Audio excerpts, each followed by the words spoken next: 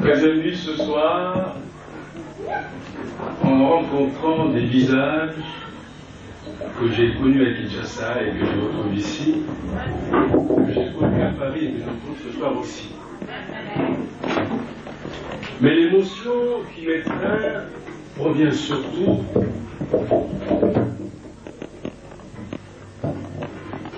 de la transformation que j'ai subie de Jésus-Christ.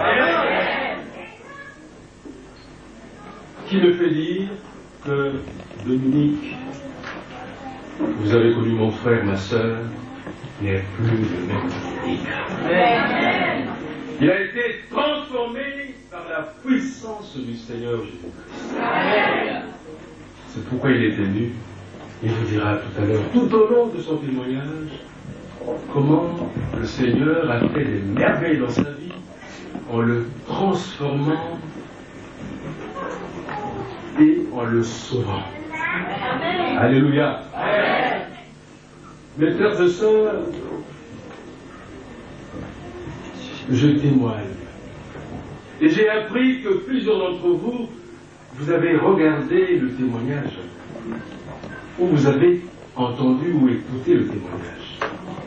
Je voudrais d'emblée vous dire que j'ai fait plus de 160 témoignages à Kinshasa et dans les régions. C'est en fait la première fois que je témoigne à l'étranger, d'abord à Bordeaux, petitement en 15 minutes, et puis ici à Paris.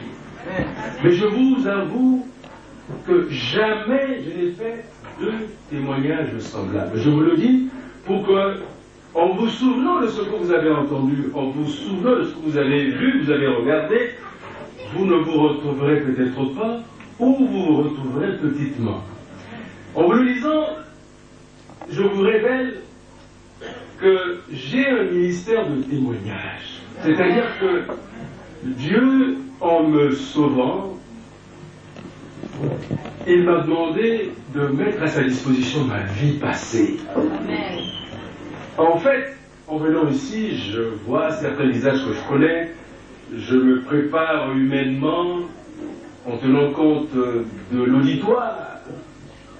Mais je ne peux pas, mes frères et sœurs, connaître le cœur du frère et de la sœur qui est ici présent. Amen. Il n'y a que l'Esprit Saint qui connaît le cœur de chacun de vous, mes frères et sœurs. Amen. Par conséquent, je peux me préparer comme je veux pour que votre cœur soit touché. Il n'y a que l'Esprit Saint qui le connaît et qui utilise ma vie en fonction de ses objectifs souverains, en fonction de la spécificité de l'auditoire et touche chacun de vous pour qu'il vous sauve. Amen. Voilà, mes frères et sœurs, en un mot, ce que je voulais que vous sachiez avant que je commence mon témoignage.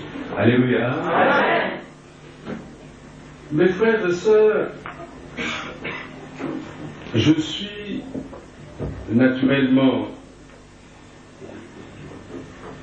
à l'aise en vous disant humainement que je voudrais vous présenter mon témoignage en commençant par ma jeunesse jusqu'au point culminant de ma vie dans le monde et comment le Seigneur m'a pris, m'a sauvé et qu'est-ce que je suis devenu aujourd'hui dans mon ministère. Dans ma jeunesse, je suis né à Kinshasa, je suis Sacro-Bilongo-Dominique, des parents très modestes. Mon père fut en effet pêcheur, ma mère était vendeuse de poissons.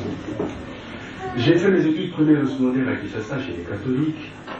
Je les achève et je les poursuivrai en Belgique. Je ferai 1 an à l'Université catholique de Louvain et 4 ans à l'Université libre de Bruxelles. J'achève mes études universitaires en obtenant une agrégation et je reviens au pays. Je passe à ma vie professionnelle. Je suis engagé, comme chercheur, les professeurs assistants à l'université de Lyon, actuellement l'université de Kinshasa. Je suis chercheur, je donne des cours. Quelque temps après, un de mes grands amis, ou tout au moins des grands amis de Kinshasa, qui était nommé ministre de l'Information dans le tout premier gouvernement, après le coup d'État de 1965, m'appellera et m'offrira un mandat au sein de ce cabinet. Je deviendrai successivement conseiller de cabinet et directeur de son cabinet. Mes frères et sœurs, en ce moment-là, je faisais la navette entre l'université et le cabinet du ministre. J'avais une maison, un appartement que j'avais reçu à l'université, j'avais une voiture, j'avais reçu à l'université. Bref, j'avais 2 traitements, j'avais les moyens. Pour ma vie, j'étais célibataire. Et c'est ainsi que ma vie spirituelle sera totalement désorganisée. J'ai connu les femmes les plus diverses de ma vie, de toutes sortes. J'ai bu comme jamais peut-être certains ont bu dans leur vie. J'ai fumé comme jamais peut-être on fumerait un jour. Des cigarettes, des tabacs, des cigares, de toutes sortes. Et j'ai été dansé dans les boîtes de nuit, les dancing, les bistrots les plus multiples possibles. Bref, j'ai mené ce qu'on appelle la vie à Kinshasa. Et comme j'étais à l'information, nous dirigeons, nous avions le monopole de la radio, la télévision, la presse, le cinéma, la photo. J'étais le jeune directeur de cabinet, j'avais un jeune ministre très intelligent, très talentueux, et qui avait à ses côtés un jeune qui a pu donner le meilleur de lui-même, et j'étais connu. Parce que j'avais la radio, la télévision, la presse, etc.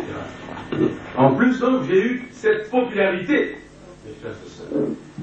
Et, ce faisant, un jour, dans l'environnement que nous avions à l'époque, j'ai fait connaissance des marabouts, des féticheurs, des sorciers et des magiciens.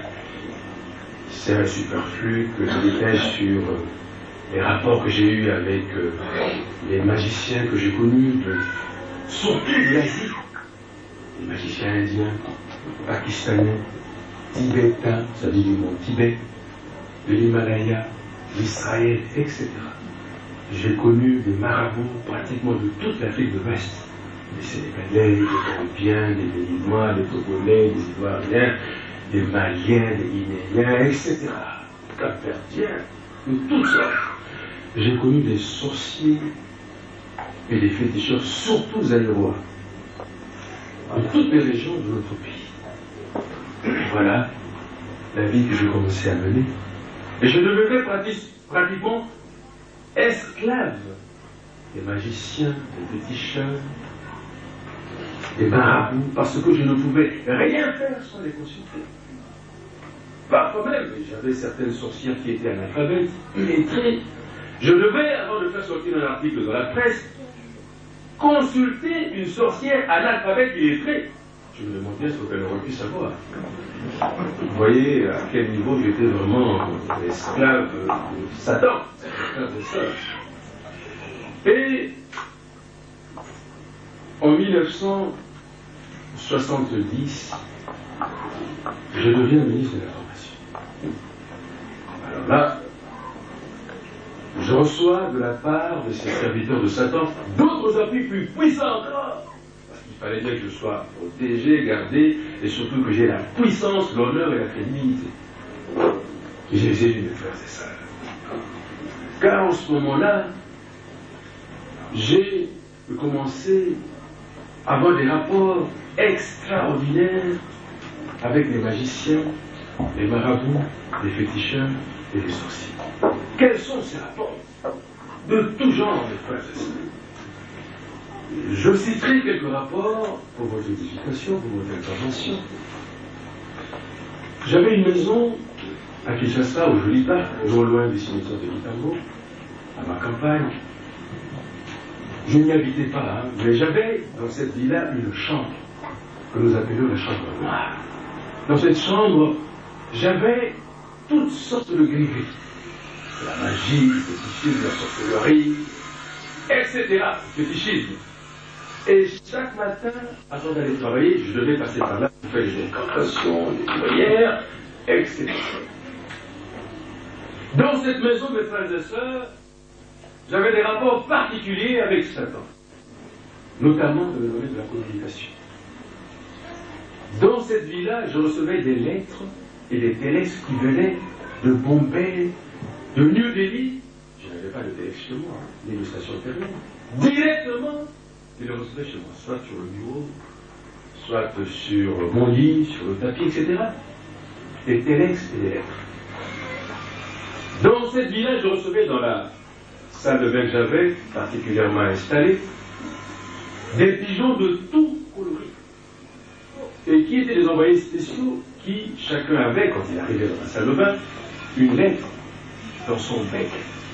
Et la lettre avait la même couleur que ses plumes. Je prenais la lettre, je l'ouvrais, je lisais ce qu'il y avait là-dedans, et je savais, je connaissais le contenu du message. Après, il fallait que je prenne l'enveloppe, je la déchire, je prenne la lettre, je la déchire, je brûle l'ensemble, que je prenne le pigeon, je sorte avec lui, que je jette la cendre ainsi que le pigeon disparaissait devant moi. Je rentrais soit au Mont Tibet, soit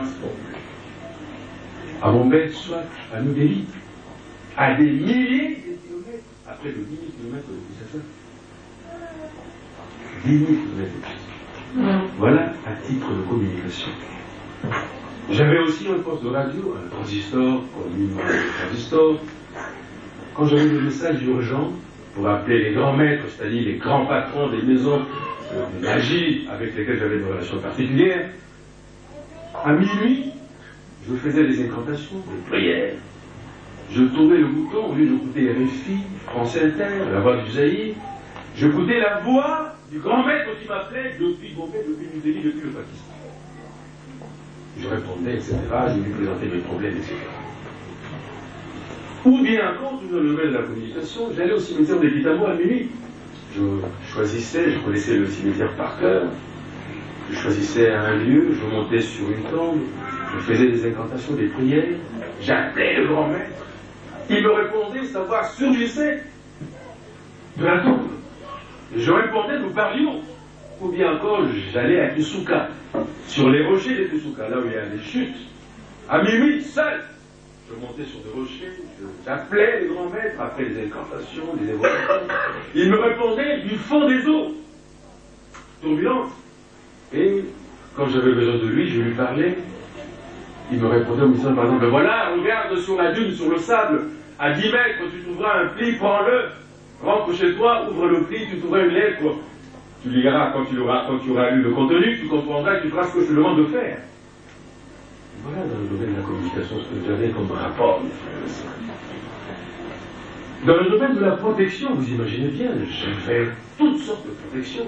Notamment, j'avais une protection d'une puissance inégalée que j'avais reçue d'une maison indienne, le couteau magique. Et singulièrement, c'était pendant que je faisais la campagne de l'authenticité, il y avait des gens qui résistaient, qui ne voulaient pas entendre parler de ça. Il aurait fallu que je sois bien protégé et bien veillé avec ce couteau magique. Alors avec ce couteau magique qui était sous mon lit, de quelque puissance que vous soyez, si vous cherchez par des voies de la magie, du fétichisme, du maraboutage, etc., de me faire du tort, ce couteau sortait en dessous de mon lit et touchait votre corps, vous mouriez sur le champ. Dieu seul sait combien de gens sont morts à la suite de ça. J'avais aussi, pour mes déplacements, on m'avait fait une proposition extrêmement intéressante, j'avais un tapis magique. Je pouvais venir à Paris sans prendre l'avion. Je n'avais jamais essayé, mais j'ai assisté à l'expérience. Je n'avais jamais voulu essayer parce que une des conditions était tellement grave, on me disait, voilà, parce que j'avais sur un papyrus la prière à faire en étant sur le tapis pour que j'aille où je voulais, à Bonn, à Paris, à Bruxelles, etc., à partir de Kinshasa. Et si cette prière était en nous, si j'oubliais la moindre syllabe de cette prière, je montais, je demeurais au-dessus éternellement. Et il y a des gens qui se sont trompés et qui y sont encore jusqu'au jour. Alors vous imaginez bien, j'étais jeune, je me suis dit, écoutez, ça c'est vraiment prendre trop de risques, je voudrais vivre, on verra bien. Je dirais alors à l'envoyé de cette maison, écoutez, j'accepte le tapis magique, mais gardez-le encore, je paierai, quand j'aurai besoin de cela, je vous le demanderai. J'avoue que je ne l'ai jamais demandé, je ne l'ai jamais redemandé, je ne l'ai jamais utilisé. Mes frères et sœurs, en dehors de cela, je dînais une fois tous les trimestres au cimetière de Kitambo avec les démons, les diables, avec Satan, pour me fortifier, me rendre plus puissant encore. Tous les 3 mois. Je faisais acheter par mes domestiques, toujours dans cette ville-là, toutes sortes de victuailles, Pondou, Ngombe, Soso, pommes de terre, riz, etc. Makayabo. Et j'achetais de nouveaux couverts, des assiettes, des cuillères, des couteaux, des fourchettes, etc. Tout dépendait du nombre de mets que je voulais ce soir-là, parce que c'était un grand dîner, un festin. Quand je dînais trimestriellement avec Satan, c'était un grand dîner. Alors, je remettais l'argent à mes domestiques qui achetaient, mais qui ne préparaient pas ces mets-là, qui les arrangeaient comme le font les mamans, les sœurs, et les mettaient dans les casseroles en fonction du nombre. Il y avait 5, 6, 7, 8, 10 casseroles. Ils mettaient de l'eau, de l'huile, du piment, du sel, etc. Ils pilaient les maniocs, etc. Et à minuit, je venais prendre toutes mes casseroles, je les mettais dans le coffre de ma voiture et je me dirigeais au cimetière de Kitambo. Là-bas, je connaissais par cœur le cimetière de Kitambo, c'était en fonction du nombre de casseroles que j'avais. Je choisissais le coin où il y avait autant de tombes. Je plaçais chaque marmite, chaque casserole sur une tombe, etc. Et les assiettes aussi de leur côté. Je me mettais au milieu, je commençais à faire des évocations, des incantations, pour que ça se prépare comme cela est prévu. Et quelques temps après, vous voyez la fumée sortir des casseroles. La fumée sortait, etc. Je revenais au milieu, je faisais encore des incantations, des évocations, ça s'arrêtait, j'enlevais les couvercles, je prenais une casserole, et comme on le fait régulièrement, je goûtais si tout était prêt. Le riz, tel poisson, du pigeon, etc., etc. Tout était prêt, et je prenais mon assiette, ma cuillère, ma fourchette et mon couteau, je me servais. Et au même moment, mes frères et sœurs, vous voyez les assiettes prises sans que vous voyez les mains. Sans que vous voyez les mains. Les assiettes étaient prises par des mains différentes, des cuillères, etc. Et les gens se servaient comme moi. Et les gens mangeaient, je voyais que la fourchette avec un morceau de viande passait, le morceau disparaissait sans que je ne voie la bouche.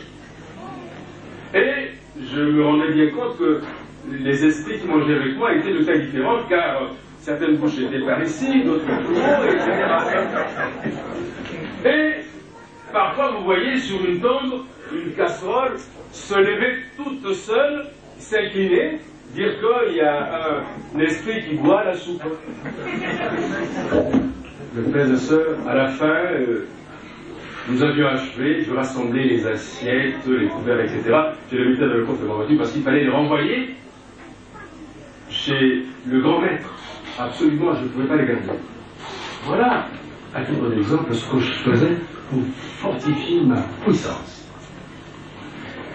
Pour votre édification, mes frères et sœurs, j'étais gouverneur de la ville de Kinshasa et le gouvernement de la République avait pris une décision grave dans le cadre de l'effort que chacun devait apporter dans le cadre du développement. Il fallait que tous les chômeurs, tous les sans-emploi qui étaient à Kinshasa soient renvoyés en région pour qu'ils fassent l'agriculture. Alors, c'était moi, le gouverneur de la ville, qui était chargé d'appliquer cette mesure. Ce n'était pas du tout facile de faire ça. Jusqu'à ce qu'un jour, les sans-emploi, les chômeurs, se sont ligués et ont ourdi un complot contre moi pour m'assassiner. Il fallait que ceux du Bazaï, on les rassemblait dans les camps militaires avec femmes, enfants, on les mettait dans les trains, ils allaient au Bazaï. Ceux de Bandundu, dans les camions pour le Bandundu. Ceux de Kassaï, de l'équateur du Ozaï, dans les bateaux, etc. C'était terrible. Alors, ils ont monté un complot, ils ont voulu me tuer un soir, vers 20h, j'étais à l'hôtel des Villes. J'entends un bruit terrible. La vitre de ma fenêtre qui donnait sur la rue venait d'éclater. Je me suis posé la question, j'ai éteint, je descendrai, je verrai les militaires qui veillaient sur moi. Je dis, mais enfin, qu'est-ce qui vient de se passer? Ils me diront, voilà patron, nous avons vu un véhicule passer par ici à toute allure, et une rafale de mitrailleuse sera tirée. Je dis, tiens. Et d'ailleurs, nous étions convenus que vous étiez morts parce que la fenêtre, vous étiez juste derrière la fenêtre. Effectivement, mes frères et sœurs, j'avais tellement peur, je suis rentré chez eux. Voilà, mes frères et sœurs, c'est à la suite de cela que un des grands maîtres que j'avais me proposera, en m'envoyant son délégué, qui était à Kinshasa, pour me dire que je courais un risque grave, si je ne faisais pas attention, je serais assassiné. Et par conséquent, il fallait absolument que je sois blindé, fortifié et protégé. Mystiquement, c'est ainsi qu'il me dira, sur l'instruction de son patron, que je devais acheter une grande valise dans la journée, et que la nuit, j'allais faire un tour au cimetière de Kimaseke, seul au volant. C'est ce que je fis. Je suis allé ce soir-là avec ma valise que j'avais achetée, j'ai fermé la valise comme on me l'avait demandé, je vais jusqu'au cimetière de Kimaseke, je fais un tour à l'intérieur, je descends jusque chez moi, à ma campagne, j'entre, j'arrête la voiture, j'ouvre le coffre de la voiture, je prends la valise que j'avais mise dans le coffre, mes chers amis, mes chers frères et sœurs, la valise pesera et je ne comprendrai pas, puisque les clés, j'ai vérifié, j'avais encore les clés de ma poche, qu'est-ce qui s'est passé? Bref, je ne saurais pas transporter ou porter la valise tout seul. J'appellerai les sentinelles qui étaient là, elles m'aideront et elles déposeront la valise dans mon salon sur un tout petit tapis, de manière que je puisse faire dépasser la valise tout seul en tirant sur le tapis, en tirant le tapis. C'est ce que j'ai fait. Et j'entrerai dans la chambre noire, je ferai les incantations comme on me l'avait demandé. Après, je sortirai avec la valise, j'irai dans ma chambre à coucher, je la fermerai, j'ouvrirai la valise pour voir ce qu'il y avait là-dedans, parce que ça faisait tellement. Je verrai un gros boa qui sortira de là, qui avait près de 8 mètres. Mes frères et sœurs. Et je resterai pendant 3 jours enfermé dans ma chambre avec ce boa qui me léchera tout le corps. Enfin, il n'est pas bon que je vous conte tout ce que j'ai vécu avec ce serpent-là, ce boa-là. Toujours est-il que, à la fin, au 3e jour, on me demandera, comme vous m'avez écrit, de prendre un fusil, d'appeler mon garde du corps, de le lui remettre et de lui demander de tirer sur la tête du boa. Ce que je ferai, il tirera sur la tête du boa, le boa mourra, on me demandera, on m'avait écrit, j'avais reçu une lettre de ma chambre à coucher, de prendre un couteau neuf, de disséquer la tête du boa, j'y trouverai une protection. Je le ferai et je trouverai une jolie balle en or qui brillait. On m'avait demandé de la porter, c'était la protection qu'on m'avait donnée. Voilà, mes frères et sœurs. Comment le gouverneur de la ville de Kinshasa a été ridiculisé, humilié par un boa pendant 3 jours, sans boire, sans manger, ni aller aux toilettes. C'était interdit. Bref, pour votre édification de frères et sœurs, voilà certains rapports tout à fait particuliers que j'avais avec Satan. Je vous ai dit que j'étais gouverneur, vous me connaissez, ce serait une répétition inutile, mais il est intéressant que vous sachiez que j'étais dans le gouvernement, responsable, dans le parti, responsable, j'étais député dans l'Assemblée nationale, j'étais à la territoriale, j'étais gouverneur de la ville, j'étais dans la diplomatie, j'étais ambassadeur, bref, j'étais dans tous les rouages du pouvoir. Et pendant que j'étais dans tous les rouages du pouvoir, j'ai participé activement à l'élaboration de toutes les politiques du pays qui devaient être mises en œuvre. Et comme j'étais un instrument de Satan, j'ai été utilisé puissamment par le pouvoir. Mes frères et sœurs, j'étais le responsable de la manipulation de l'opinion. J'étais responsable de la mobilisation, de l'information, de la conscientisation, de la responsabilisation. J'utilisais la radio, la télévision, la presse, le cinéma, la photo. J'avais le monopole de tous les médias du Zaïre. Et je les ai utilisés parfois pour informer, pour éduquer, pour former, etc. Mais surtout pour envoûter le peuple. pour envoûter le peuple, pour que le peuple accepte tout ce que nous voulions, tout ce que nous souhaitions, pour que nous demeurions au pouvoir éternellement. C'est ainsi que je vous ai fait chanter et danser. C'est ainsi que nous avons dansé et chanté en l'honneur de notre chef. Mes frères et sœurs, sans que nous sachions pourquoi, vous ne le saviez pas, vous ne pouviez pas discuter. Vous étiez envoûtés totalement. Il faut reconnaître aussi que comme j'étais un instrument puissant de l'envoûtement, moi-même j'étais envoûté pour que vous soyez mieux envoûtés. Alléluia. Mes frères et sœurs, c'est incroyable. Satan a utilisé les dirigeants zaïrois d'une manière incroyable. Nous avons vendu le pays à Satan. Nous avons vendu le peuple à Satan pour notre pouvoir. Alors que dans la parole de Dieu, dans Ecclésiaste 1 et 2, vanité des vanités, toutes les vanités. Amen. Tout ça, ça passe. Mais pour le pouvoir, la puissance, vous avez vu comme le gouverneur s'était attaché avec le Goa, humilié. Nous l'avons fait sans le savoir. C'était incroyable. Nous étions sans doute conscients. Mais le pouvoir nous avait omnibulés, mes frères et sœurs. Et pour votre édification, l'envoûtement se faisait comment? De plusieurs façons. Ce que je dis, c'est ce que j'ai vécu, c'est ce que je sais, soit parce que j'ai participé personnellement, ou soit parce qu'on me l'a dit par des marabouts, des féticheurs, des swamis, qui étaient chargés d'envoûter. Vous vous souvenez, mes frères et sœurs, que nous étions au Congo, nous sommes devenus Zaïre. Si, sur le plan scientifique, il y a des arguments socioculturels pour appuyer le fait que nous ayons changé l'appellation de notre pays, que nous devenions Zaïre. Souvenez-vous d'André Bocao, l'explorateur portugais qui est arrivé au Bas-Zaïre, il a vu un cours d'eau, il a demandé au Bakongo, c'est quoi ça? Il lui a dit Nzadi. Alors lui, dans son portugais, il a transformé, il a dit Zaïre. Si nous avions décidé de revenir à cette terminologie, à cette appellation Zaïre, cela pourrait s'expliquer sur le plan socioculturel, mais l'argument le plus massu, que je connaissais, je le savais, c'était pour que nous soyons en fait des Zaïrois et des Zaïroises, et que nous nous souvenions éternellement de celui qui nous a donné cette appellation Zaïrois-Zaïroise.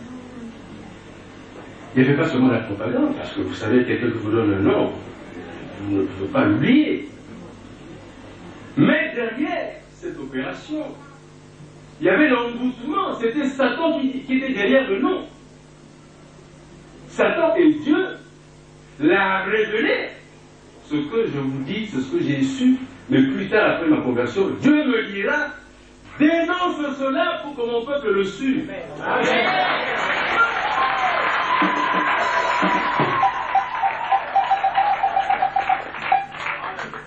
Et Dieu demandera, vous reviendrez à l'appellation Congo.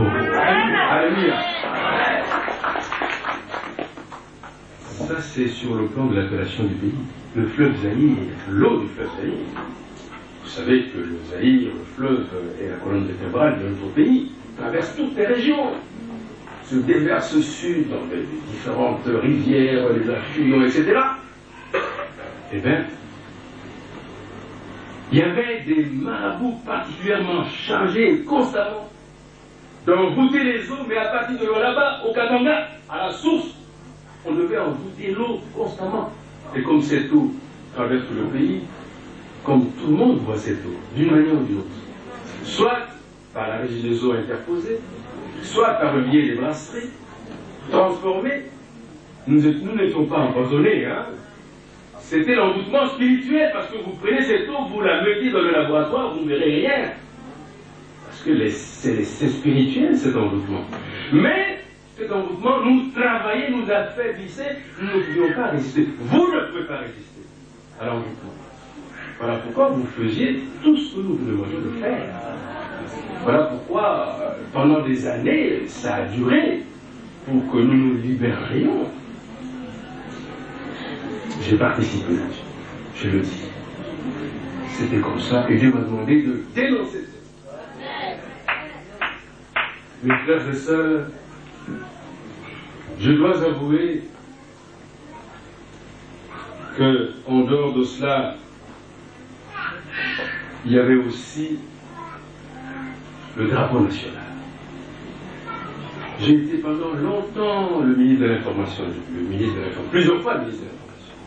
Ce n'est pas par hasard, c'est parce que j'étais l'instrument pour mobiliser, conscientiser, manipuler, envoûter le peuple. Soit j'étais ministre de l'Information, soit j'étais chargé de la MOPAP. Donc tous ces secteurs clés étaient sous ma direction. Eh bien, en dehors de cela, il y avait, mes frères et sœurs, le drapeau national. À la fin de mon premier mandat, j'étais ministre de l'Information de 70 à 75. Je devrais, déjà 75, devenir ambassadeur à Paris. J'avais pris mes vacances, je serai à Paris de passage pour le Caire. Je rencontrerai à Paris un des plus grands marabouts maliens. Ceux qui lisent beaucoup savent qu'il est en prison actuellement à Cotonou, au Bénin. Il fut un des grands marabouts chez nous, et il était mon marabout aussi. Et il m'a fait des révélations extraordinaires sur ce que le pouvoir faisait à l'époque, dans le cadre de l'envoûtement. C'est ainsi qu'à Paris, il me proposera de m'accompagner au Caire, pour qu'il aille me montrer quelque chose. Je dis, mais c'est quoi? J'ai accepté, nous sommes allés, mes frères et sœurs, non loin des pyramides, nous irons, mon Dieu, nous descendrons dans un puits de plus de 100 mètres. Nous y trouverons à la fin une rivière et des vieillards qui s'y trouvaient, qui priaient, et ce marabout me montrera la matrice de notre drapeau, de notre emblème national. Il était sorti du fond du puits au Caire. Il dira, voilà, d'où est venu votre drapeau national. Et ce drapeau, qui est l'emblème national, quand on passe avec le drapeau en général, on s'arrête, on s'incline. Mais ce respect dû au drapeau n'est pas dû au drapeau, à Satan qui est derrière le drapeau. Quand nous saluons notre drapeau, nous saluons Satan. Mes frères et sœurs, Dieu m'a demandé de le dénoncer.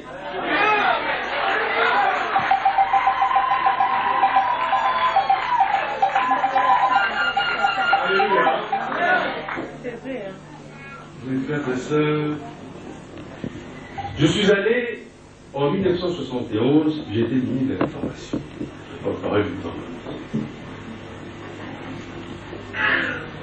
Mon chef m'enverra à l'ONUA retirer les partitions de la zaïroise chez un marabout. Et le lendemain matin, je les avais dans ma mallette, nous nous retrouverons à Mbujimayi avec le bureau politique, Matandele, Ileyo, etc. C'est vieux, j'étais le plus jeune.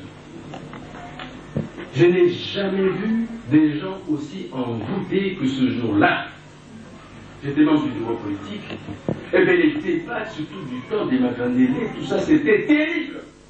Mais ce jour-là, je sors les partitions. Il y avait la musique et les paroles. Mes frères et sœurs, il y avait des gens calés là-dedans qui sont en vie encore. Les papa Iléo et consorts. Aucun n'a ouvert la bouche pour discuter ni sur la musique, ni sur les paroles. Quand j'ai distribué les partitions, nous avons commencé à chanter comme des enfants. Nous apprendrons la zaïroise en Mbujimayi, nous l'entournerons, et voilà, la zaïroise deviendra l'hymne national. Mais ce que je sais, c'est que ce marabout me dira au retour, parce que j'étais tellement impressionné, que personne n'ait pu discuter, ne serait-ce que sur discuter des paroles. Il me dira, mais vous étiez prégénial, effectivement. C'est incroyable. Par conséquent, mes frères et sœurs, quand nous chantons la zaïroise, ce n'est pas pour la gloire de notre pays, mais pour la gloire de Satan. C'est pourquoi le Seigneur m'a dit, dénonce-le.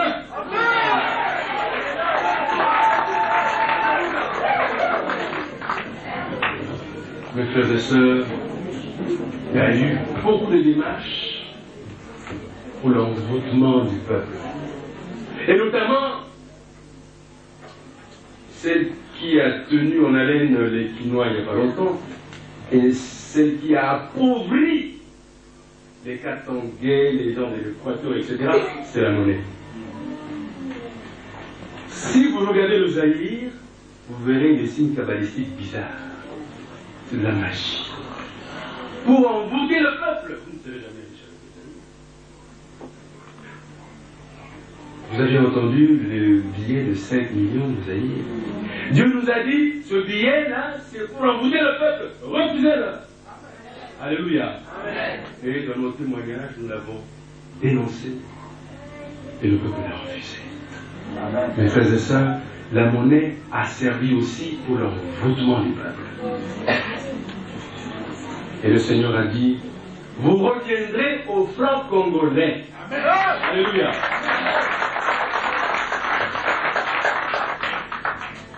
Je m'arrête là parce que c'est long. Vous savez, j'ai eu 25 ans de vie dans les ténèbres, dans les griffes de Satan. Je ne saurais pas vous compter ça. Et je suis guidé. Mes frères et sœurs, voilà donc pour l'envoûtement du peuple. Mais si je me suis converti aujourd'hui, j'ai eu des appels du Seigneur. Notamment quand j'étais à Paris. La sœur Germaine qui est là, qui priait déjà à Paris, les témoignages sont éloquents, sont ici. Je vois des sœurs ici qui priaient avec elle. J'ai failli la répudier à cause de cela. Sa femme. Amen. Alléluia. Parce que nous ne pouvions plus vivre ensemble le feu et l'eau. Moi j'étais le diable, puis elle était la fille du Seigneur. Mais je n'ai jamais accepté les appels que j'ai reçus du Seigneur, soit aux Zaïre, soit à l'étranger, des messages que je recevais, des serviteurs du Seigneur, des aliments des étrangers, je n'ai jamais accepté. Mais il faut dire aussi que je ne savais pas, comme cela est écrit dans la parole de Dieu, dans Job 33,14, Dieu nous parle tantôt d'une manière, tantôt d'une autre. Si on nous prend garde, si vous ne savez pas, vous ne le saurez pas.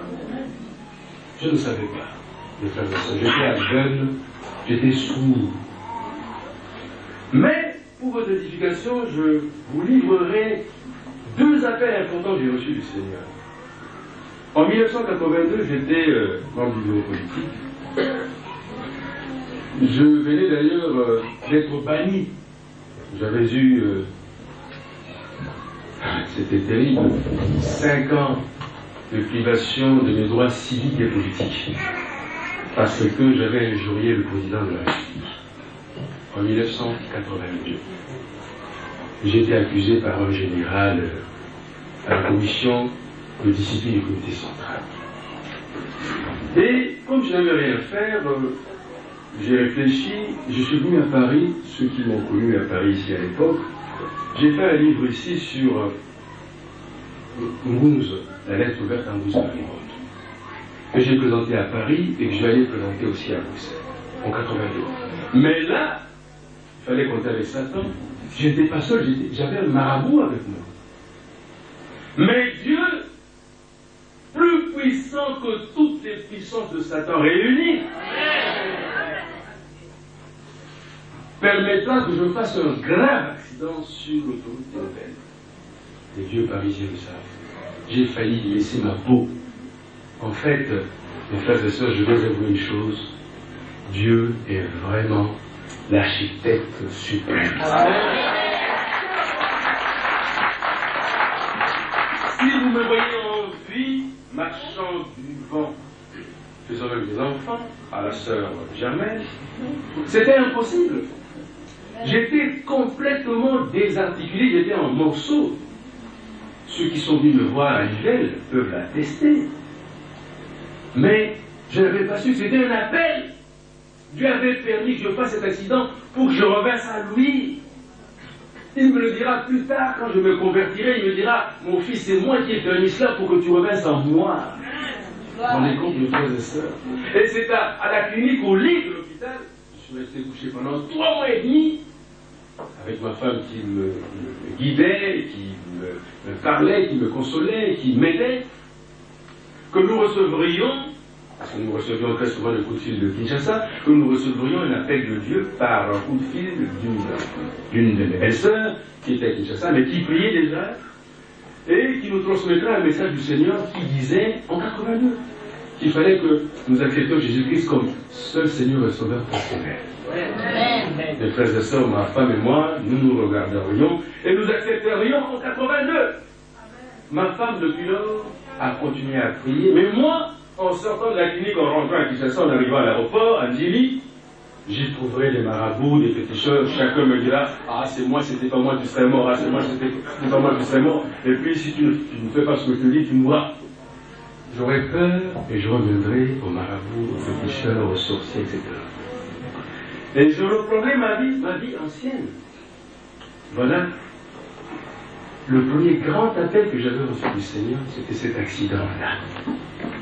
On a tellement épilogué sur cet accident, il y a eu un seul mort, une flamande qui était avec son mari, c'est elle qui est morte. Mes frères et sœurs. Le deuxième appel que j'ai reçu, qui est puissant aussi, c'est en 1983. J'étais ministre de l'Information de la MOPAC, membre du comité central et porte-parole du gouvernement. Une des maisons que j'avais, qui s'appelait, je peux livrer l'appellation de cette maison, le Cercle mondial du monde invisible. Entendez l'appellation? Le Cercle mondial du monde invisible, c'était un cartel de tous les plus grands magiciens de ce coin-là, qui s'étaient réunis, qui avaient créé un cartel, et chaque année, ces magiciens faisaient sortir de leur laboratoire des articles formidables à donner à leurs clients.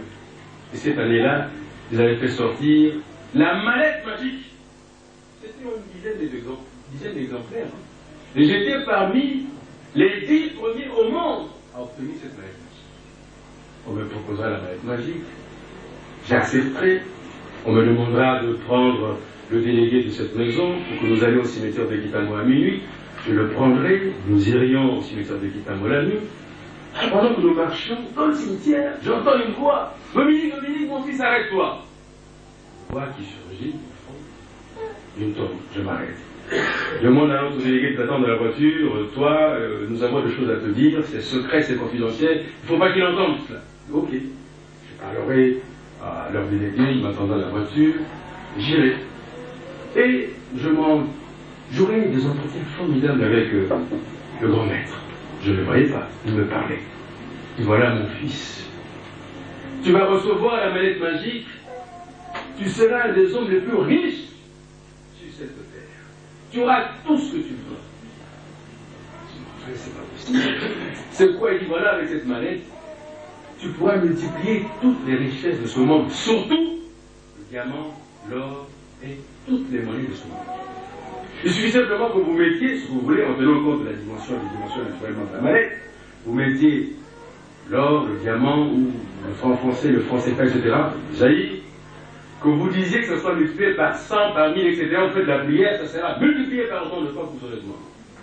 Et mon Dieu, je suis sauvé, mes amis sont sauvés, ma famille est sauvée, c'est extraordinaire. Eh bien, mes frères et sœurs, je ferai la prière qu'on me donnera. Je verrai la mallette surgir du fond de la tombe devant moi. J'enlèverai le papier cadeau. J'ouvrirai la mallette. Je trouverai les notices. Le mode d'emploi, comment utiliser la mallette magique. Et on me dira, une voix me dira, prends ce que tu veux, si tu as l'or, le diamant, l'argent, etc. Mets dans la mallette et demande que ce soit multiplié autant de fois que tu voudras. Et tu verras. Fais l'expérience. J'étais pressé, je regarde ma montre, j'avais une belle montre en or, je dis, oh, on ne sait jamais, il se pourrait que si je le fais, ma montre partira pour toujours, c'est on jamais. Je doutais, parce que c'était irréel, c'était incroyable. Enfin, j'avais un billet de 7000 zaïrs en 1983, c'était beaucoup d'argent. J'ai pris le billet, j'ai mis la mallette, j'ai visé haut, j'ai dit, ça soit multiplié par 100. J'ai fait la prière. J'ai ouvert ma mallette, j'ai compté dans le noir, le nombre des billets, c'était 101 billets, donc l'ancien et les 100 autres, je me fais de ça. Vous imaginez ma joie? J'ai commencé à siffler, j'ai fermé la manette. J'avais des ambitions, j'ai dit voilà, je vais créer des stades dans tous les chefs-lieux de région, je vais créer des hôpitaux. Mais c'est incroyable ce que j'avais comme idée. Alors on me dit voilà, tu as des idées mon fils, mais rentre chez toi au bureau, va lire le mode d'emploi et tu utiliseras la manette autant que tu veux. Je cours vite, je prends la voiture, j'amène le délégué, je le libère, j'entre dans mon bureau, toujours dans la villa à ma campagne, de ma campagne. J'entre dans mon bureau, j'ouvre le mode d'emploi, je commence à lire. Premier article, les particuliers, deuxième article, troisième, etc. J'en arrive à l'avant-dernier. Dominique, nous te l'avons dit, tu seras désormais un des plus grands riches de ce monde. Tu auras tout ce que tu voudras, mais seulement, tu ne nous enverras plus cette mallette, elle est la tienne. Je me dis, bon, enfin, il faut que je devienne fou, une mallette qui produit des fonds comme ça, qui multiplie l'argent, je ne vais pas leur envoyer ça, ils n'en ai pas question. D'ailleurs, je pense leur demander un jour que mes enfants l'héritent. Je ferai ça en héritage à mes enfants.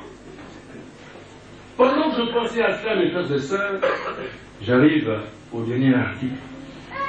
Dominique, tu seras le plus puissant, un homme puissant au monde. Tu auras tout ce que tu voudras. Effectivement, avec l'argent, on peut tout faire. Avec les bijoux, l'or, on peut tout faire, on peut tout devenir. Mais tu nous donneras chaque année en sacrifice humain 2 de tes enfants. Alors, vous imaginez, mes frères et sœurs, vous venez de réagir, j'avais réagi de la même manière. Et ici, je dois vous révéler que j'ai eu des rapports particuliers depuis 1966 avec les magiciens, les marabouts, les féticheurs et les sorciers. Mais jamais j'ai fait de sacrifice humain parce que, heureusement, si je puis le dire ainsi, la première maison magicienne magique que j'avais eue, cette dame-là, elle faisait de la magie blanche, m'avait dit, Dominique, mon fils, ne fais jamais de sacrifice humain, tu finiras mal si tu le fais. Et je n'ai jamais fait, mes frères et sœurs. Mais ce jour-là, on me l'a demandé, j'y ai pensé, je dis, mais enfin, comment vais-je faire s'il y aura cette mallette à cause de ce sacrifice humain, alors que je me voyais déjà très riche.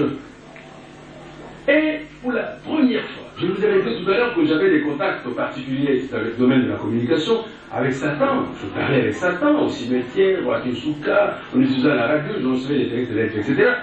Mais là, dans mon bureau, j'ai commencé à entendre des gens qui me parlaient 5-6 voix, sans que je ne vois. Ah, Dominique, ne t'en fais pas, de toute manière, ce n'est pas toi qui porteras ces enfants, c'est pas toi qui seras enceinte, ce sont des femmes, et puis comme tu auras beaucoup d'argent, tu donneras, tu sais, les aïeux ont beaucoup d'argent, des cadeaux, etc. Tu leur donneras autant que tu voudras, autant qu'elles nous voudront, et puis elles porteront, elles seront enceintes, et tu auras tellement d'enfants qu'en donner deux par an, ce n'est pas beaucoup. Je dois vous avouer aussi qu'à l'époque, j'en avais déjà beaucoup des enfants. J'ai eu 14 enfants avec 7 femmes différentes. Donc je pouvais imaginer de pouvoir donner 2 chaque année et en faisant d'autres d'ailleurs aussi. C'était ça, je pensais à ça, je dis, mais enfin, effectivement, je peux le faire. Mais alors, j'ai commencé à regarder chacun de mes enfants. Enfin, celui-ci, non, celui-là, non. J'ai eu pitié de mes enfants et je n'ai pas voulu dire, non, non, je ne donne pas de J'ai refusé de donner mes enfants. Alors une voix me dira, si tu ne veux pas donner tes enfants, on te prendra, tu te donneras, toi-même tu te sacrifieras toi-même. En 83, j'avais 33 ans, j'étais très jeune. 43 ans, je suis très jeune. Je ne peux pas mourir maintenant. Il faut que je vive encore. Alors j'y réfléchissais, je me dis, mais enfin, que vais-je faire? Pendant près de 10 jours, j'ai perdu plus de 10 kilos, mes frères et sœurs. Je ne mangeais pas, je ne faisais que boire des whisky, des martini, etc. J'avais des angoisses parce que une voix me dira, Dominique, ce que nous nous disons entre nous, si tu oses le dire à qui que ce soit, tu mourras sur le champ. Donc je ne pouvais même pas dire à qui que ce soit ce que j'avais comme problème. Alors j'avais tellement négligé. Parfois je marchais en parlant tout seul, alors les gens me disaient, mais enfin, qu'est-ce qu'il est en train de faire? Les gens me prenaient pour un fou. Ils me déclamaient, non. C'était parce que je parlais avec des gens qui me parlaient, mais qui étaient invisibles. Mes frères et sœurs, j'étais malheureux. C'est ainsi que j'ai pensé faire appel à la magicienne qui m'avait écrit en 1966, les lettres que je recevais dans ma villa venaient d'elle, en 1966, pour lui proposer de m'aider parce que je n'en sortais plus. Je ferai appel à son délégué qui est à Kinshasa, qui me dira d'accord, je vais demander à la maman, si elle est d'accord, je vous préviendrai. Et le soir, il reviendra, le délégué, le représentant de cette maison, reviendra et me dira, voilà, madame demande que vous veniez le lendemain chez moi avec votre poste de radio, vous parlerez avec elle. J'irai là-bas, naturellement, mes frères et sœurs, toujours avec cette mallette magique-là, en arrivant là-bas. J'ai voulu, après les incantations, les évocations, vers minuit, tourner le poste de radio pour lui parler, lui dire pourquoi j'avais demandé ce rendez-vous. Elle me dira, Dominique, ne parle pas, si tu parles, tu mourras sur le champ. Que vais-je faire alors? Si je ne peux pas lui parler, moi qui lui ai demandé rendez-vous, comment allons-nous nous entretenir? Alors cette dame utilisa la radiodiffusion, le poste de radio, et me dira, Dominique, mon fils, je connais ton problème. J'ai été en contact avec les représentants du Cercle mondial du monde invisible à ce sujet. J'ai essayé de défendre ta cause, mais je n'ai pas pu. Tu dois absolument faire un sacrifice, ne serait-ce que de 2 enfants, sinon tu mourras toi-même après les entretiens que nous avons actuellement. Mais comme je ne peux pas répondre à cette dame, sinon je mourrais, comme elle m'avait dit il y avait quelques instants, eh bien, elle me dira ceci par le biais de la radio, mon fils Dominique, toi, tu penseras à tout ce que tu voudras me poser comme question, ou tout ce que tu voudras me donner comme réponse. Et moi, je ferai ce que tu voudras, et je te répondrai par le biais de la radio. C'est ainsi que nous nous sommes entretenus. Elle voyait mes pensées, elle me répondait, elle voyait mes réponses, elle me répondait par la radio, moi j'écoutais. Finalement, je ne répondais plus parce qu'il fallait absolument que je donne, ne serait-ce qu'une fois, 2 enfants pour que cette mallette magique-là, parce que je ne voulais pas faire des sacrifices humains, s'en aille. Pour que je leur restitue leur mallette, il fallait absolument que je fasse ce sacrifice. Mais comme j'avais refusé, cette dame me dira, à la fin de nos entretiens, Dominique, c'est la fin. Si tu ne donnes pas 2 enfants maintenant, tu disparaîtras, tu deviendras leur esclave, et on ne saura pas où tu es allé. Ta famille ne saura pas. Vous imaginez bien, mes frères et sœurs, j'ai su ce que c'était mourir, ce que c'est mourir. Parce que j'allais mourir, effectivement. Parce que je parlais avec des gens que je voyais. Je me suis tenu quoi? Je tremblais, je transpirais de peur. Je pensais à ma femme, aux enfants, etc., à ma famille. Bref, je ne sais pas ce qui m'est arrivé, mes frères et sœurs, mais toujours est-il que j'ai eu une pensée incroyable. Il fallait absolument que je parle, il fallait absolument que je parle, il fallait absolument que je parle. Je dis, mais en fait, si j'ouvre la bouche, je mourrai sur le champ comme cette dame l'a dit. Mais c'était plus fort que moi, mes frères et sœurs. J'ai ouvert ma bouche et j'ai dit ceci. Je m'en remets à mon Seigneur Jésus-Christ. Je ne me donnerai pas, je ne donnerai pas non plus les enfants, et rien ne nous arrivera.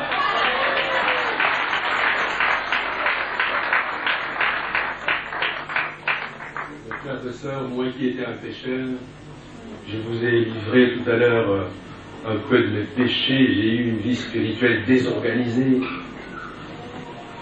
Je ne pouvais pas m'imaginer que Dieu puisse penser à moi et mettre dans ma bouche une telle parole, parce que je n'y pensais même pas. Mais je suis resté tranquille, j'avais les yeux fermés, j'avais fermé les yeux, j'ai dit non, comme j'ai parlé, cette fois-ci, je suis mort. Alors comme je savais que j'étais mort, parce que j'avais ouvert la bouche, je ne pouvais pas ouvrir les yeux, je me dis bon, je suis mort, je suis resté tranquille. Et puis, j'ai senti que je vivais quand même, je me suis touché, je me touchais effectivement, et j'ai commencé à ouvrir vivement les yeux, et j'ai vu, je vois. Je ne comprenais pas. Et en ce moment, la dame là, la magicienne là, parle par la radio. Dominique, mon fils, ton Dieu vient de te sauver.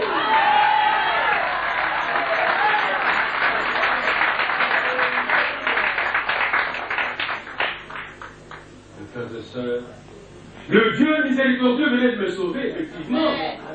Moi qui étais un grand pécheur, je ne pouvais pas m'imaginer que Dieu puisse me sauver. Mais il est d'une bonté infinie. Il me donne un amour incommensurable. Oh, quelle disponibilité incomparable. Voilà notre Dieu, mes frères et sœurs. Il est vivant. Il est vivant. Mes frères et sœurs, si j'avais su, mais je ne savais pas. Si vous voyez dans Ésaïe 1,18, Dieu l'a dit dans sa parole, même si vos péchés sont rouges comme le cramoisi, je le rendrai blanc.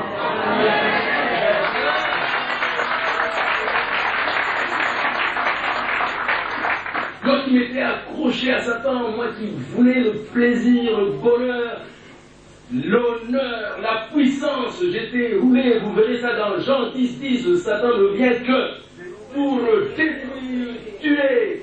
Tandis que le Seigneur notre Dieu, il a la vie en abondance. Amen. C'est incroyable. Alors, si j'avais su que j'étais sauvé, j'aurais pris la mallette magique, donné un coup de pied, et puis c'est fini, je n'en parle plus, malheureusement. J'en parlerai à madame. Que vais-je faire maintenant avec la mallette magique?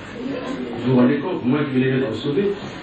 Si j'avais su, comme cela est écrit dans Jean 8, 36, si donc le Fils vous a franchi, vous deviendrez réellement libre. Et j'étais libéré, mes frères et sœurs, j'étais libéré. Mais je ne savais pas, si j'avais su que j'étais libre, j'aurais pris la mallette magique, je la mettrais là-bas. Au nom de Jésus-Christ, c'est le nom le plus puissant de ce monde. J'aurais brisé la mallette magique, elle aurait disparu, j'aurais donné un coup de pied, on n'en parlerait plus. Je ne savais pas, mes frères et sœurs. Dieu dit dans sa parole, mon peuple, Alléluia. Pour vous, mes frères et sœurs, de Paris, de France, vous ne pouvez pas périr votre connaissance. Nous avons les serviteurs de Dieu qui doivent vous accorder la parole ici. Amen. Alléluia. Amen. Alors, mes frères et sœurs, cette dame me dira, voilà, prends cette mallette-là, parce qu'il fallait que je m'en débarrasse. Rentre avec cela chez toi, dormez dans la journée, cherche un coin dans ta parcelle, toujours au joli parc. Au coin, mets une bêche, un mètre calme. Là, mets une échelle, et la nuit, viens à cette place, déshabille-toi, prends la bêche, fais un trou de 5 mètres,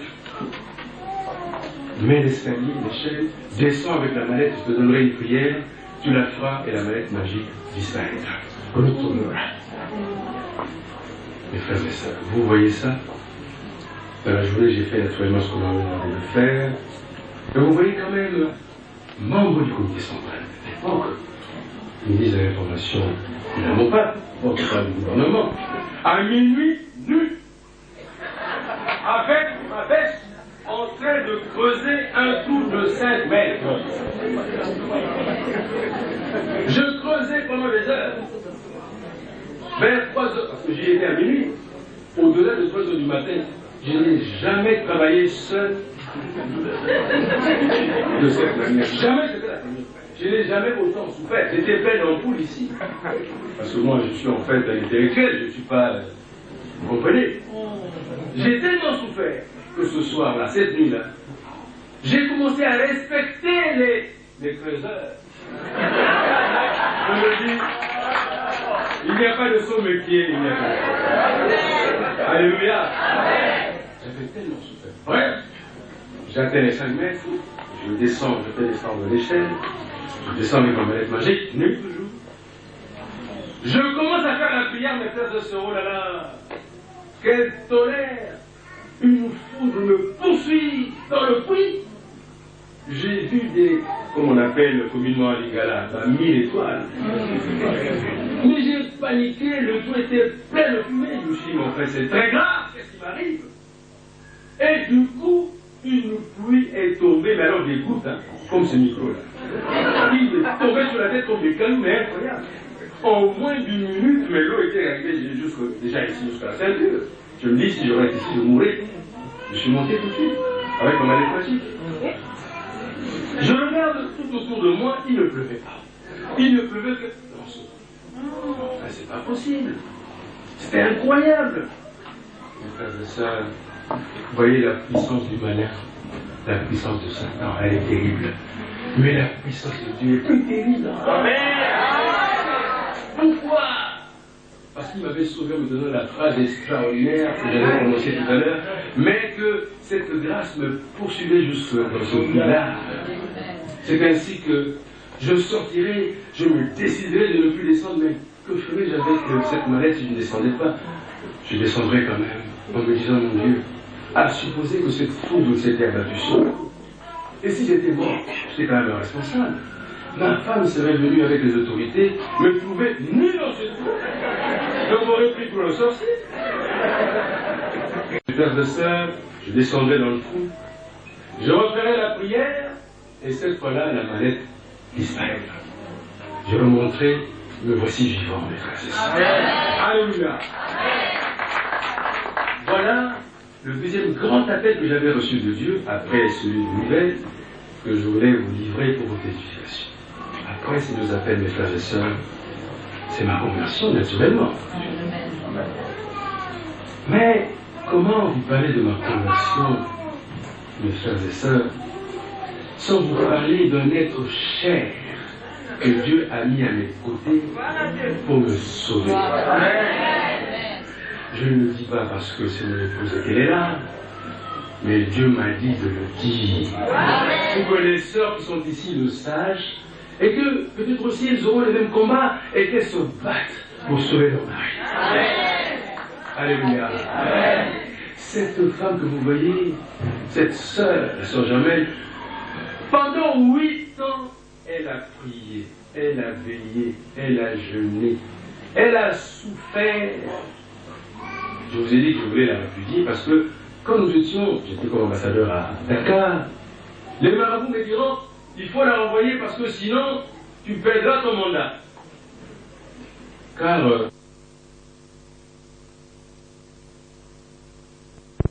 l'heure humaine, il faut qu'on se fasse petit devant Dieu parce que Dieu... Alléluia. Alléluia. Frères et sœurs, Dieu fera des révélations extraordinaires sur le pays. En 89, c'est ainsi que je saurais, mais je n'y avais pas cru. Je ne mens pas, je n'y avais pas cru. Dieu me dira que j'ai entendu le cri de mes enfants qui ont tellement souffert, parce que tout le peuple est égaré, parce que vous avez vendu le pays à Satan. Je libérerai le Zaïre un jour et je délivrerai le peuple zaïrois.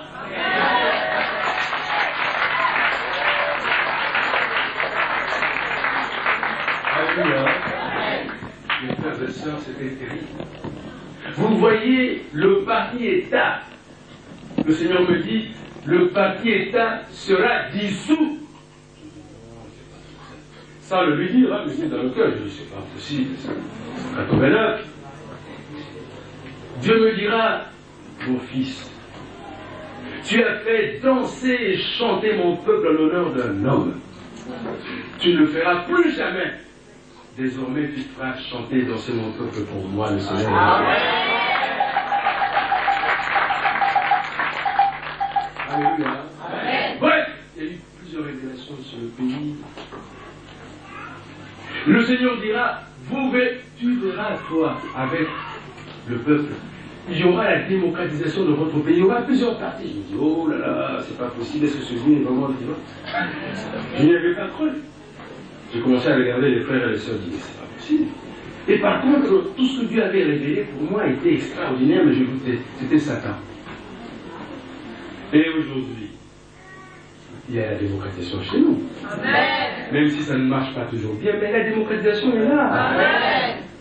Elle est irréversible, mes frères et sœurs. Et le parti État a été effectivement dissous. Il n'est plus là. Le MP est un parti privé actuellement. Alléluia. Amen. Et la libération du Zaïre, la délivrance du Zaïre, je vous révèle ici, mes frères et sœurs, que l'année dernière, le 19 avril 1992, les pasteurs qui sont ici, Dieu nous a donné des instructions précises pour que nous organisions une journée de repentance nationale. Nous l'avons organisée sur toute l'étendue du pays. dans toutes les assemblées, les églises, le groupe de prière, etc. Et ceux qui s'étaient assemblés avec nous à l'assemblée Amen, ex-1-2-3, chez le frère pasteur Mutombo, nous étions plus de 10 000 pasteurs, serviteurs, évangélistes, prophètes, etc. Ben, nous avons prié de 6 à jeun, depuis minuit, de 6 h du matin jusqu'à 18 h, en chantant, en dansant. Et à la fin, il y a eu des paroles qui ont été dites sur le Seigneur. À la fin, mes frères et sœurs, Dieu nous révélera qu'il venait de libérer le Zaïre et de délivrer le peuple zaïrois.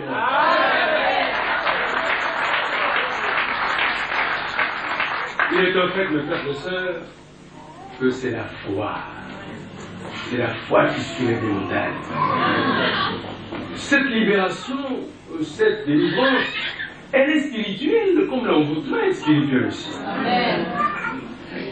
Mais seulement, avec notre foi, nous verrons se matérialiser cette libération et cette délivrance. Parce que les promesses de Dieu se réalisent toujours. Amen. Vous le lirez dans Habakkuk 2, 3. Même si elles tardent, elles s'accompliront.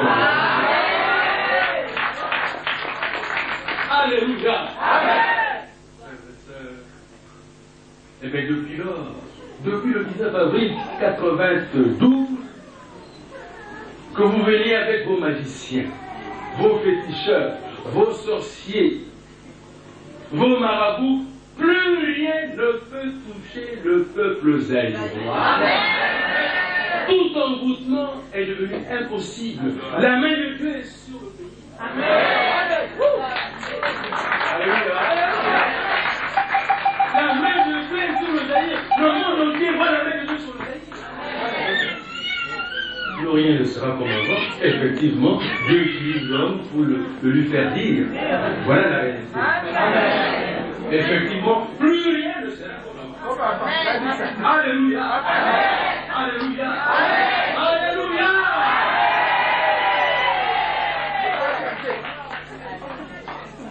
Mes frères et sœurs, quand je me suis converti, comme cela est écrit dans 2 Corinthiens 5, 17, toutes les choses passées sont effectivement passées, toute chose est devenue nouvelle. Je suis effectivement un nouvel homme. Et Dieu m'utilisera en me donnant des instructions précises. La première, Dieu me demandera de mettre sur pied une équipe d'intercession, de 15 personnes. Me donnera des noms des gens que je ne connaissais pas, que je n'avais jamais rencontrés. Il m'a donné des noms. J'ai cherché ces gens, je les ai vus. Depuis là, jusqu'aujourd'hui, nous prions ensemble avec les gens. Les pasteurs Kamanda est ici, le pasteur Kibamé est ici. Nous prions ensemble avec eux. La sœur Germaine est là aussi, naturellement. Nous prions ensemble, au moins 3 fois par semaine. Nous intercédons pour le pays et pour le peuple, suivant les instructions du Seigneur. Amen. Alléluia. Amen. Mais, si cette équipe était mise en place, surtout, c'est parce que le Seigneur, il me le révélera, il voulait que je sois encadré. Vous savez, se convertir c'est bien, et se faire encadrer c'est mieux. Parce que Satan rôde toujours. Si vous êtes convertis, mes frères, mes sœurs, ayez votre pasteur qui vous encadre, qui vous donne la parole, qui vous soutient. Faites attention parce qu'il est là pour l'autre. C'est ainsi qu'il y a beaucoup de chutes. Alléluia. Voilà comment j'ai été encadré depuis 4 ans et demi maintenant par des pasteurs, des frères et des sœurs qui me suivent. Alléluia. Mes frères et sœurs, la deuxième instruction que j'ai reçue, j'étais ministre de l'information et de la presse, en 89, au mois de décembre, je dormais, j'ai reçu un songe, Dieu me dit, quand tu te réveilleras le matin, vois le PDG de l'EZRT, donc Roger du Roger, dis-lui que moi, le Seigneur Jésus-Christ, j'ai demandé que vous fassiez une émission intitulée L'heure du Seigneur et qui passera tous les dimanches à la radio et à la télévision.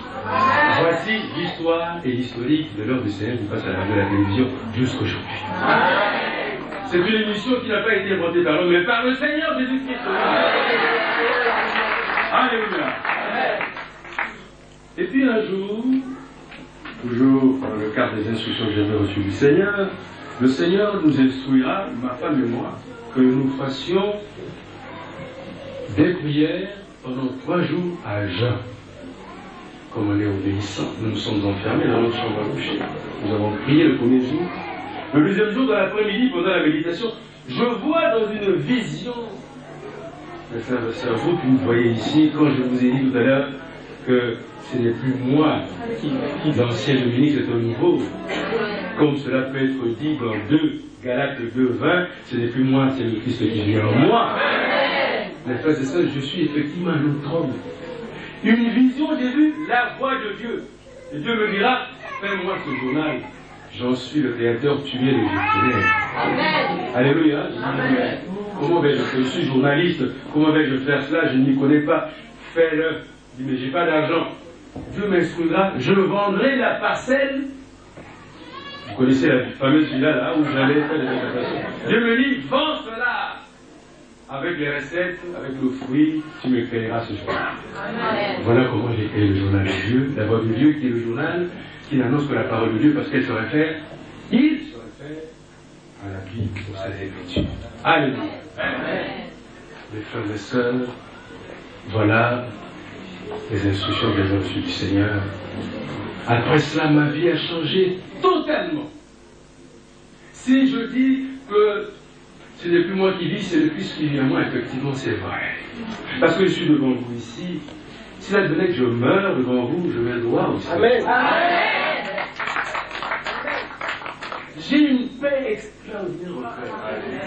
Ceux qui m'ont connu à Kinshasa et ici m'ont vu dans la gloire factice, la fausse gloire, la puissance, la fausse puissance, les plaisirs, les faux plaisirs, la joie, la fausse joie.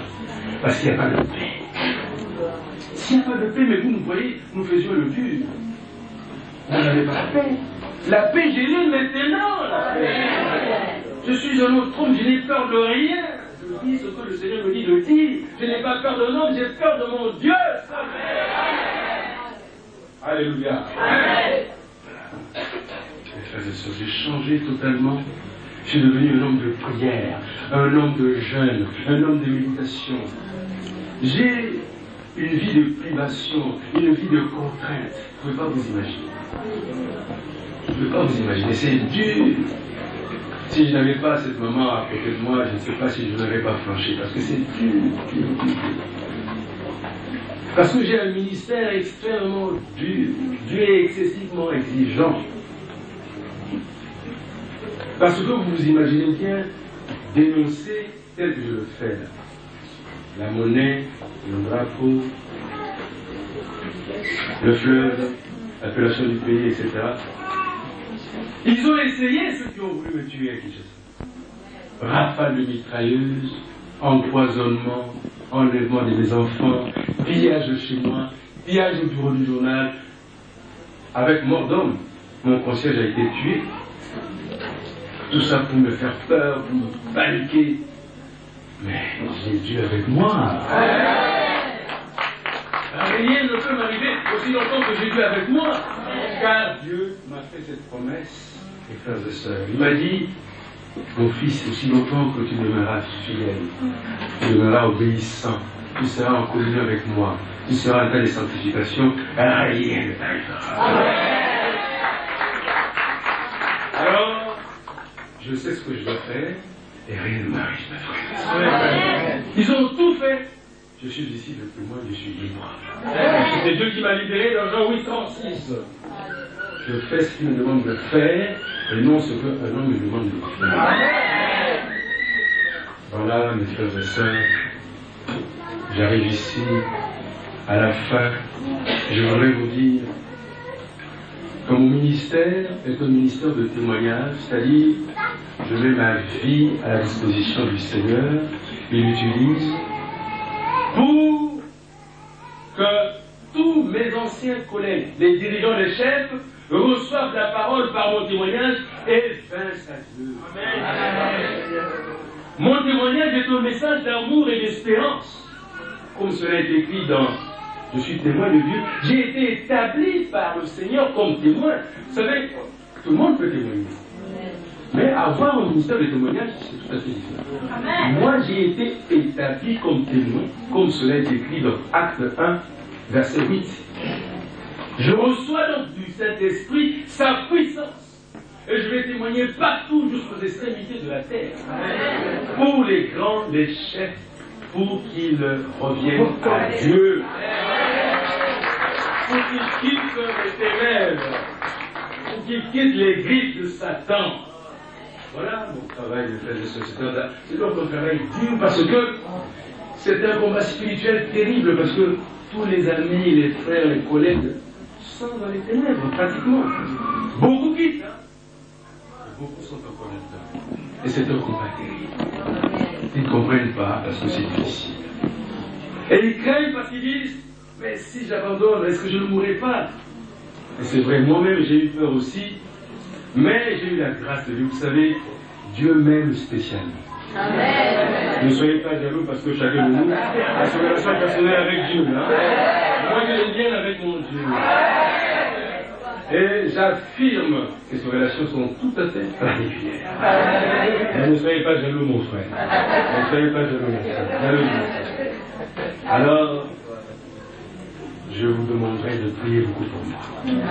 Et je continue cette mission auprès des responsables, zaïrois et étrangers, leur apporter la parole par mon témoignage, et que Dieu, l'Esprit Saint, touche leur cœur pour qu'ils changent et qu'ils se convertissent, qu'ils deviennent les enfants du Seigneur. Amen.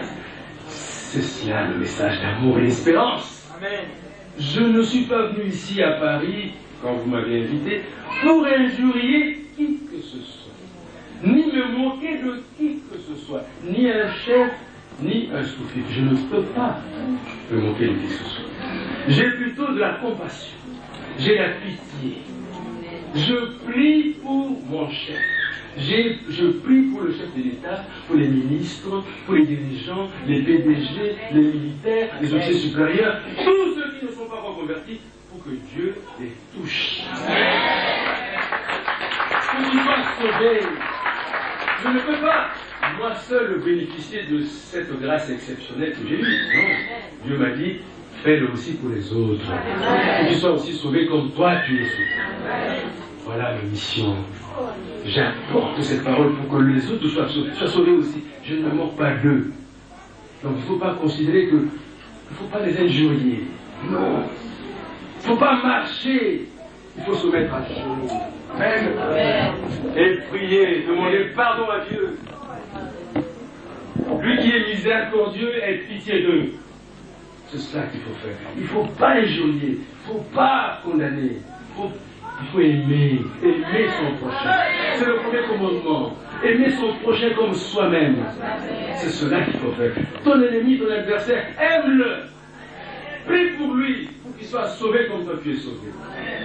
S'il y a des divergences de point de vue, ça ne fait rien. Prie. Il n'y a aucune démarche ici-bas qui soit aussi puissante que la prière. La prière sauve tout. La prière change tout. Parce que notre Dieu est vivant. Hier, aujourd'hui et demain. Alléluia. Au ministère, celui-là, celui du témoignage et celui de la communication, j'ai un journal que Dieu a créé pour publier la parole de Dieu et ses Écritures saintes, pour que vous lisiez, que vous soyez transformés par l'Esprit Saint. Si, mes frères et sœurs, je vous ai parlé grâce à l'Esprit Saint jusqu'à cet instant, il me demande de vous faire des révélations. Je vais chez les chefs, chez les grands, pour leur apporter la parole. Il me dit de vous dire, dans le cas de la grave crise que traverse le Zaïre, le problème du Zaïre est un problème fondamentalement spirituel. Il n'y a rien d'autre.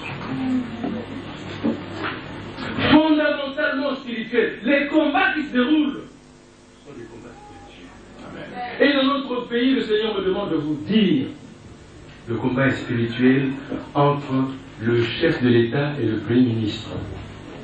Qui c'est qui est dit, si vous voulez. Il n'y en a pas un autre. Le combat est spirituel entre les deux. Le Seigneur m'a envoyé pour leur apporter des messages. Et je suis allé leur apporter ces messages. le premier message que j'ai apporté au président il y a 2 ans et demi de cela, je l'ai vu personnellement dans sa maison de la cité de la Série. Je lui ai dit, Président, le Seigneur me demande de vous dire ceci. 1. C'est lui qui vous avait mis à la tête de ce pays. Amen. 2. Vous vous êtes égarés en allant avec les magiciens, les marabouts, les féticheurs, les sorciers. 3. Il vous demande de revenir à lui. 4. Si vous revenez à lui, il vous sauvera. Amen. Et vous dirigerez le pays. Le président me dit, oui, et je termine en lui disant, le Seigneur m'a dit de conclure. Si vous ne vous convertissez pas, rien de tout ce que vous entreprendrez réussira. Rien ne réussira, tout échouera. Effectivement. Depuis 2 ans et demi, tout ce que le président entreprend échoue. Systématiquement. Ce n'est ni à cause de marabouts, de magiciens, de féticheurs, c'est Dieu. Amen. C'est Dieu qui a décidé ainsi, mes frères et sœurs. Le président me regardera et me dira, oui, c'est vrai. Écoute, je fais un soir bado, quand je serai de retour, je te verrai pour que nous en parlions et que j'applique la décision de Dieu. Ah.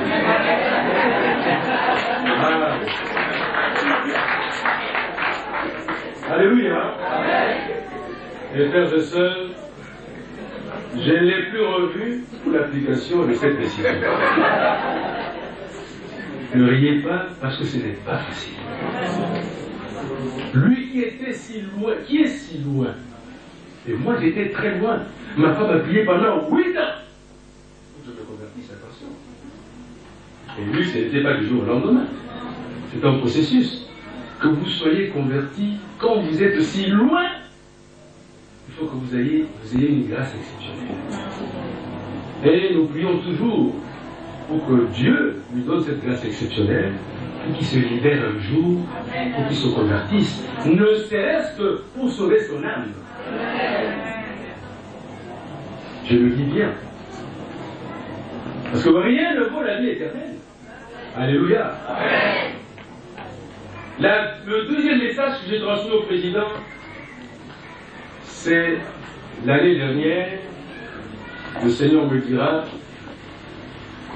tu mettras dans ton journal une lettre ouverte, la lettre ouverte au président. Beaucoup l'ont lu ici à Paris, pareil. Et dans cette lettre ouverte, Dieu est revenu sur ce qu'il lui avait dit, ce que je lui avais apporté comme message. Mais cette fois-ci, pour votre édification, mes frères et sœurs, ce n'est pas moi qui ai reçu cette lettre. J'étais au journal en train de... J'étais à l'imprimerie, pendant la saisie, la composition pour l'impression du journal. Tout était bouclé en langage journalistique. Il fallait qu'on dise. Mais j'avais le cœur, je me disais, il faut téléphoner à la maison, il faut téléphoner à la maison. Je dis, enfin, pourquoi je vais téléphoner à la maison? Je dis, ah, il faut être à l'écoute, hein. Je téléphone à la maison, j'ai ma femme, elle dit, ah, où es-tu, j'ai dit au journal, arrête le journal. Pourquoi arrêter? N'implique pas, viens vite ici, j'ai un message du Seigneur pour toi. Je l'avais laissé à la maison, en pleine intercession. Je rentre chez moi, vous voyez, c'est extraordinaire d'avoir une femme comme ça. Hein. Ah oui, vous êtes jaloux, hein, mes chers. Mais vous avez votre sœur, elle fasse la même chose, elle est ouverte, elle aura la même puissance, la même grâce, la même bénédiction. Alors, j'arrive à la maison, il me dit, ah, Dieu vient de me parler. Oui, et puis, à cause du journal. Et puis, ça dit, il faut que tu fasses une lettre ouverte aujourd'hui, que tu l'écrives et que ça sorte dans le journal. Oh! Mais le journal est déjà bouclé ou pas bouclé, instruction de Dieu. Bon, comment est cette lettre? Oh, mais je l'ai encore en tête. Mais enfin, il est écrit là. J'ai pas le temps, tu me dis, il y a une lettre, au lieu d'écrire ça. Elle se met à écrire. Mais je ne l'ai jamais vu écrire sans arrêt comme ce jour. Jusqu'à la fin. Oh, la lettre ouverte que j'ai signée, le Seigneur me dit, signe-la. C'est ta lettre, mais je l'ai donnée par le biais de ta femme. Je l'ai prise, je suis allé à l'imprimerie, j'ai déclassé 2 articles, j'ai pris toute une page, j'ai changé la une, lettre ouverte au président Mobutu, etc., signé sa conduite de mots. Voilà comment j'ai reçu cette lettre par le biais de ma femme.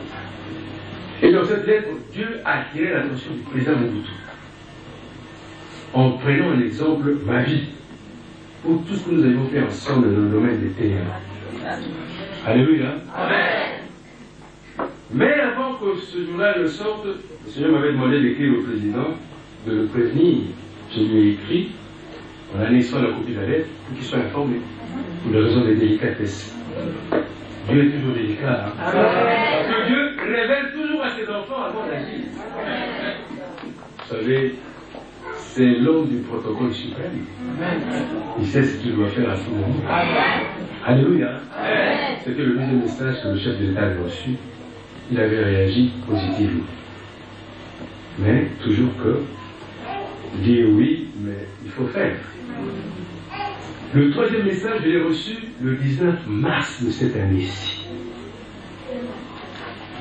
Dieu revient là-dessus et dit, premièrement, vous devez abandonner tous les gens sur qui vous comptez. Vous connaissez ces gens? Oui. Les petits chiens, ça c'est le message que j'ai transmis au président. 2.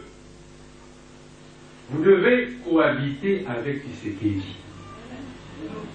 3. Ah oui. Vous devez absolument vous convertir. Et si vous vous convertissez, vous mourrez dans la gloire. Amen. Mais, si vous ne le faites pas, vous irez d'humiliation en humiliation. D'humiliation en humiliation, et vous quitterez le pouvoir. Vous perdrez tous les biens que vous avez.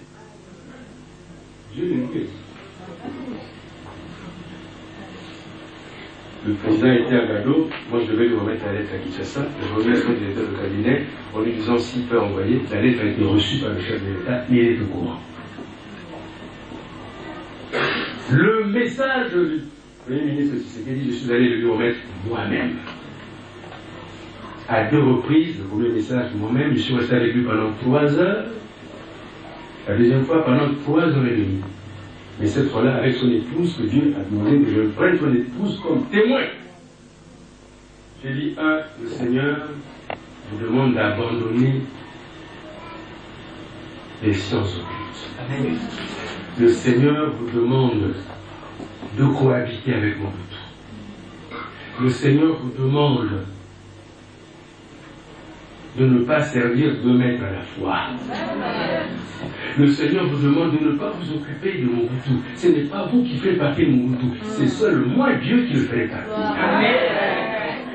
Occupez-vous de la transition parce que vous êtes le premier ministre de la transition et non pas de Mobutu. Je lui ai dit, mes frères et mes sœurs. A-t-il écouté, n'a-t-il pas écouté? Le Seigneur me donnera le message du 19 mars qui est pratiquement le même, mais qui soutient le message passé, parce qu'il n'avait pas suivi. Par sa bouche, il m'a dit, oui, je respecte le Seigneur, grâce à Dieu, c'est Dieu qui me protège, mais Dieu seul voit le cœur de chacun. Et quand je suis revenu pour la deuxième fois, le Seigneur m'a dit, prends sa femme, elle soit témoin. Je lui ai dit, vous n'avez pas suivi les instructions du Seigneur. Vous avez demandé de vous convertir, d'abandonner cette voie de Satan, de ne pas servir 2 maîtres à la fois. Il affermira votre puissance, il vous guidera, vous serez le premier ministre de la transition. Il m'a écouté, il n'a rien dit. Et je lui ai transmis le second message en lui disant, il doit cohabiter avec moi. Il ne doit pas s'occuper de lui, il doit s'occuper du peuple. Et je lui ai dit, comme je l'avais dit aux 2, c'est un message commun, Dieu vous donne le temps de grâce. Maintenant, c'est leur temps de grâce. Pour que vous agissiez selon sa volonté parfaite. Parce qu'il y a 2 volontés de Dieu. Il y a la volonté permissive, c'est-à-dire Dieu permet tout ce que vous voulez avoir. Parce qu'il vous a fait à son image. Vous êtes libre. Un seul cheveu de la sœur ici ne peut pas quitter sans que Dieu l'ait permis. Elle ne peut ignorer que ce cheveu a quitté sa tête. Mais Dieu le sait, le permet. Ça, c'est la volonté permissive de Dieu. Mais Dieu n'est pas nécessairement d'accord. Mais il respecte la liberté de l'homme. Mais la liberté, la liberté parfaite de Dieu, c'est une exigence radicale. Ce qu'il veut, c'est cela qui se fera. Et par conséquent, j'ai dit aux uns aux autres, à l'un à l'autre, vous êtes pendant le temps de grâce. Mais ce temps de grâce de Dieu n'est pas éternel. Et Dieu a dit que je leur dise, s'ils ne respectent pas ces instructions, il agira souverainement. Amen. Ça ne sera ni l'un ni l'autre, ni à la tête de l'État, ni à la tête du gouvernement de transition. Ça, dixit Dieu. Je le leur ai dit. Troisième message, je suis allé voir mon Seigneur Moussou. Dieu lui a dit, je lui ai dit, il doit être à l'écoute de Dieu. Et pourtant, il est serviteur de Dieu. Il doit être au milieu du village, ni à gauche, ni à droite. Il doit faire la volonté parfaite de Dieu. Et il ne peut pas compter sur ceux qui lui promettent l'aide. Ils ne feront rien. La seule aide de Jésus. Voilà ce que le Seigneur m'a demandé de vous dire maintenant, mes frères et sœurs. Mes frères et sœurs,